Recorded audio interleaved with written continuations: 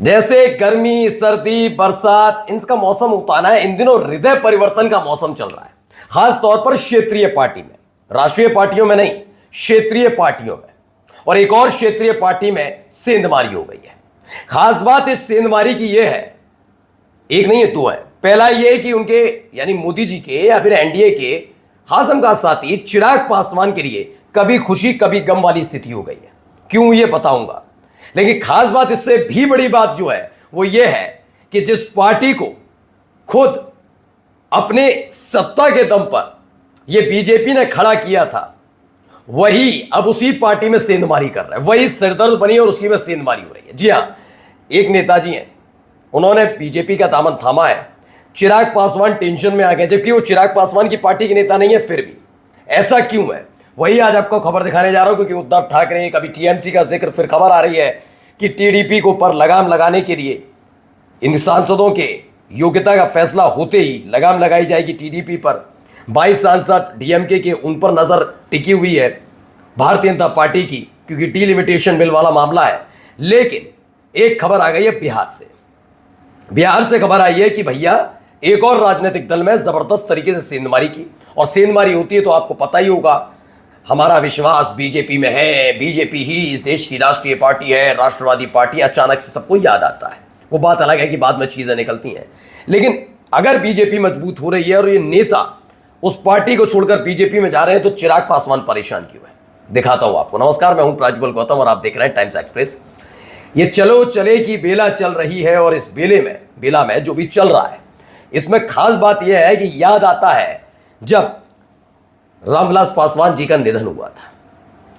उनके बेटे यानी कि चिराग पासवान लोक जनशक्ति पार्टी की कमान संभालने वाले थे। क्लियर था, ये क्लियर है। वो बात अलग है, बीजेपी बहुत बड़ी बड़ी बातें करती है। वैसे उनकी पार्टी में भी बहुत नेता है कि उनके जहाँ वो राजनीति से वनवास लेंगे या उनका निधन हो जाए तो उनके बच्चे फिर वो ऐसे आते हैं। ऐसी कई पॉलिटिकल पार्टियां हैं जो इसी आधार पर काम कर रही हैं। कोई नया नहीं है। परिवारवाद केवल वही नजर आता है मोदी शाह बीजेपी को, जो उनके खिलाफ खड़ी हुई पार्टियां। एनडीए में कई राजनीतिक दल है। तो फिलहाल ये क्लियर था कि रामविलास पासवान जी का निधन होता है, चिराग पासवान कमान संभालने जा रहे, तमाम चीजें होने जा रही थी। लेकिन अचानक से चिराग पासवान के चाचा यानी पशुपति पारस बगावत कर देते हैं। वो पार्टी पर दावा ठोक देते हैं। विश्वास था चिराग पासवान को, क्योंकि उनके पिता की पार्टी है, वो लंबे समय से सांसद भी उनकी वजह से रहे। क्लियर था कि साथ ही आऊंगा। और उन्हें विश्वास ये भी था कि चूंकि वहां पर मोदी शाह बैठे हैं तो सब ठीक हो जाएगा। लेकिन यहीं खाया चिराग पासवान ने गच्चा। वो समझ ही नहीं पाए खेल। वो आश्वस्त होकर बैठे रहे और उधर संवैधानिक कानूनी तौर पर भी और हर तरीके से दांव पे चलकर वो पार्टी उठकर पहुंच गई पशुपति पारस के पास। मैंने पहले भी, अगर आपने मुझे सुनते हैं तो मैंने आपको बताया था, दरअसल चिराग पासवान बीजेपी के लिए आज भी एक चुनौती है। क्योंकि जो मौजूदा मुख्यमंत्री बिहार के हैं वो जरूर आशीर्वाद प्राप्त हो, लेकिन जनता के आशीर्वाद प्राप्त नहीं है। आज भी आप सम्राट चौधरी की अलग रैली करा लीजिए और अलग चिराग पासवान की, आपको भीड़ देखकर समझ में आ जाए। करंट कहते हैं ना, वह बिहार में करंट कहा जाता है, किस नेता में कितना करंट है पता लग जाएगा। यानी आने वाले वक्त में अगर सम्राट चौधरी को भी हटाया जाए, कोई भी आए जाए, लेकिन चिराग पासवान चूंकि एक युवा नेता है और फिलहाल एनडीए में नीतीश के बाद कोई एक बड़ा चेहरा एनडीए के पास नहीं है, खासतौर पर बिहार में चिराग पासवान के मुकाबले। तो चिराग पासवान उस समय आंखों में चुभ रहे थे। हुआ क्या कि अगर साइडलाइन किया जाएगा, यही वक्त है जब एक ऐसे नेता को उस पूरी पार्टी की कमान दे दी जाए जिसे कोई पूछता नहीं। नाम है पशुपति पारस। और सोचिए, न केवल पशुपति पारस को वो राजनीति मिल गई कमान पूरी तरीके से, तभी तो नई पार्टी बनाई, ऊपर से अपने मंत्रालय में जगह भी दे दी, जबकि प्रचंड बहुमत की सरकार चल रही थी। अब तो बैसाखी पर है। ये सब हुआ। अब क्या है, जिस पार्टी को मैं तो यही कहूंगा सींचा था मोदी शाह ने, जिस पार्टी को मोदी शाह के साथ साथ मोदी शाह के आशीर्वाद से वो पार्टी में बगावत हुई, बहुत सारी चीजें हुई, अब वही पार्टी सिरदर्द बनी हुई थी पशुपति पारस की। खबर क्या है, चिराग के चाचा पशुपति पारस की पार्टी में बड़ी टूट हो गई। इस नेता ने थामा बीजेपी का दामन। हुआ यह है कि देखिए खबर क्या निकल कर आई। लोक जनशक्ति पार्टी के सुप्रीमो चिराग पासवान के चाचा पशुपति पारस की पार्टी राष्ट्रीय लोक जनशक्ति पार्टी में बड़ी टूट हुई। पार्टी के बड़े नेता और राष्ट्रीय प्रवक्ता श्रवण अग्रवाल ने बीजेपी का दामन थाम लिया है।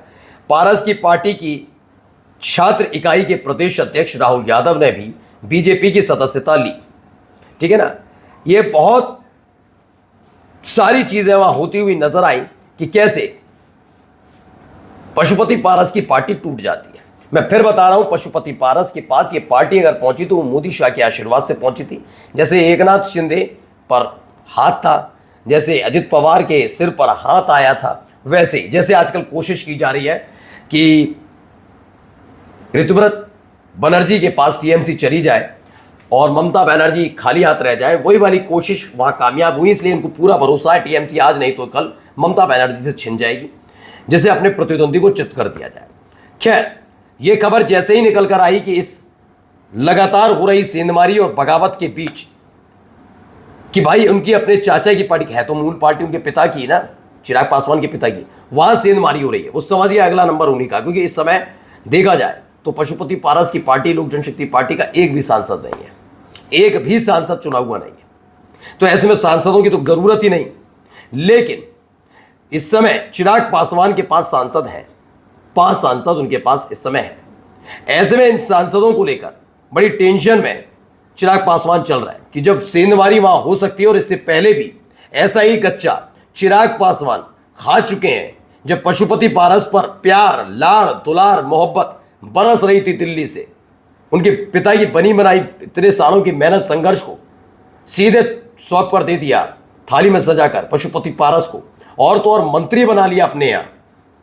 वही मंत्रालय जो रामविलास पासवान के पास था वही दे दिया।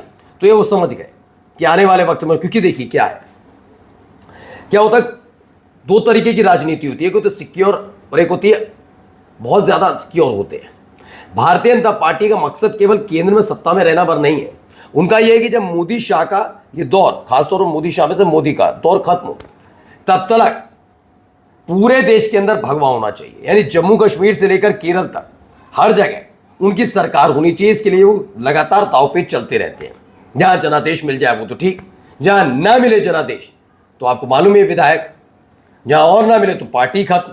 तो ये तमाम चीजें होती हैं। अब देखिए, सदस्यता ग्रहण करने के बाद श्रवण अग्रवाल ने मीडिया से बात करते हुए कहा कि देश जिसके हाथों में मजबूत है उस पार्टी में हमने जाने का निर्णय लिया है। हालांकि उन्होंने पशुपति पारस को लेकर कहा कि वे हमारे अभिभावक हैं, उनका हम हमेशा आदर सम्मान करते हैं। किस वजह से पार्टी छोड़ने का फैसला लिया, इस पर उन्होंने चुप्पी साध ली है, बता नहीं रहे। श्रवण अग्रवाल ने कहा कि हम लोग मिलकर बीजेपी के साथ चलेंगे और पार्टी को आगे बढ़ाने का काम करेंगे। ये वो कहते नजर आए कि भाई हम आगे बढ़ाने का काम करेंगे, लेकिन ये बात क्लियर हो गई है कि पशुपति पारस, जिनकी पार्टी का कोई सांसद नहीं, उसको तोड़ा जा सकता है तो अगला नंबर चिराग पासवान की पार्टी का भी हो सकता है। मैंने तो पहले भी कहा, जब उपेंद्र कुशवाहा को खुल्लम खुल्ला ऑफर दे दिया हो कि आ जाओ पार्टी का विलय कर लो, और उपेंद्र कुशवाहा ने तेवर दिखाए तो उनका बेटा जो मंत्री बनाया उसे पैदल करने की तैयारी कर दी हो, तो जरा सोचिए कैसे छोड़ दिया जाएगा जीतन राम मांझी को, कैसे छोड़ दिया जाएगा चिराग पासवान को। नमस्कार।